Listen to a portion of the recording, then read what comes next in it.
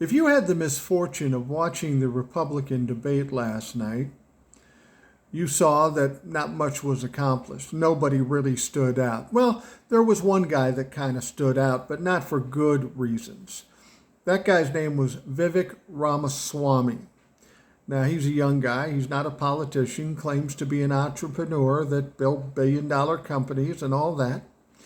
This guy went in there looking to try to make a name for himself. Unfortunately, he was playing in a game he wasn't familiar with.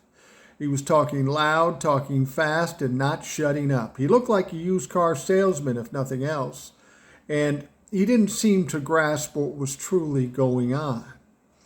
Now, he looked like he was sure of himself, but he wasn't. And we know this because, well, he plagiarized a line from Obama, of all fucking people. Yeah, Barack Obama, he plagiarized a line just to make himself feel more comfortable. But he said a lot of things there. Like, for example, he said we shouldn't be giving money to Ukraine for the war against Russia.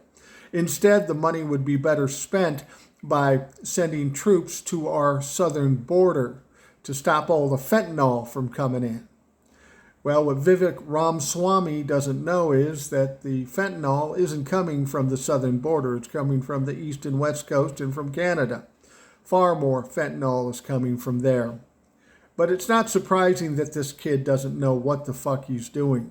He's just got a little bit of money. He can talk loud and fast, and he thinks that's all it's going to take to become president of the United States. He said something interesting. He said, all these people around me have been bought and paid for. They're politicians. It's time we get somebody from the outside. Really, Vivek? Didn't we do that in 2016? Got somebody from the outside, and look how we fucking ended up.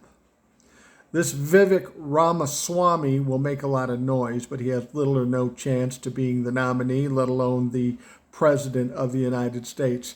Fact of the matter is nobody on that stage last night looked presidential. Nikki Haley did okay, but she has her problems. Mike Pence looked stiff, and he's talking about a national abortion ban, so that's a loser right from the beginning. You've got Chris Christie, who's loud and talks like we Democrats want to hear, but still he's a Republican, he's conservative. He had his problems in New Jersey. There was nobody on that stage that stood out and was strong and looked like the next president of the United States. And certainly Donald Trump doesn't appear to have a chance in hell of being president again either. So basically the big winner from last night was Joe Biden.